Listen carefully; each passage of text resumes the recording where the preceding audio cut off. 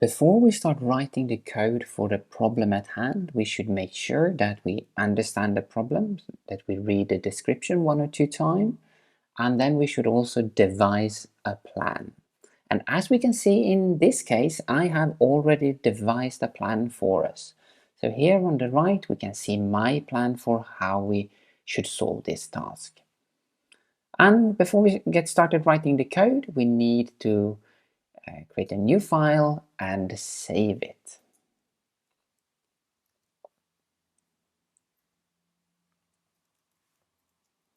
And remember, when you give your script a name, give it a descriptive name so you know what the script contains, and don't forget to add .py on the end of the name.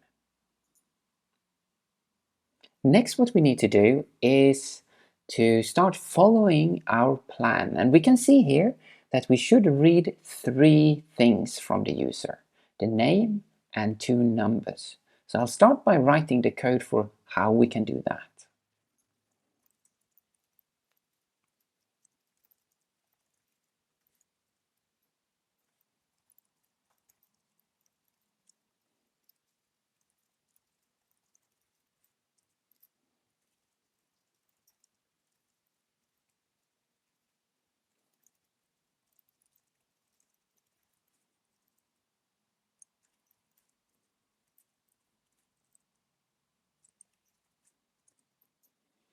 All right, so now we are reading 3 things. We can see on the first line here, we are using input to read our name. And the message that we're going to give the user is, what is your name? And whatever they answer is going to be stored in the variable name. And remember here that you should give your variables names that describe what you're storing in the variables. Then we are reading 2 numbers, the first and the second number, and we are giving some information to the user so he or she knows what they should input. But we must also make sure that when we read the numbers, we are telling Python that they should be stored as numbers. So that is what we are doing here. Next, what we should do is calculate the sum of adding the 2 numbers.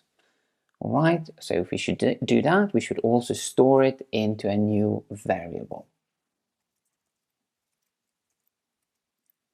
This is how we do that. So we add the 2 numbers together and then we store the sum in a variable we called sum. Finally, we should print all this information to the screen.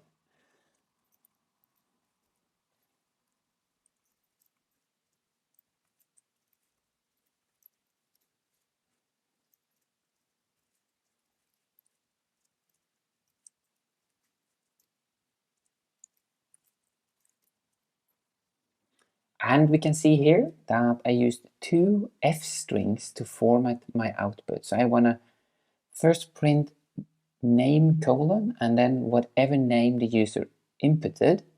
And then on the second line, I'm going to use the 2 numbers that we read and say that the first number plus the second number is equal to whatever we calculated it to be. So if we try to run it, we can input some data here. And the first number, maybe it is 12.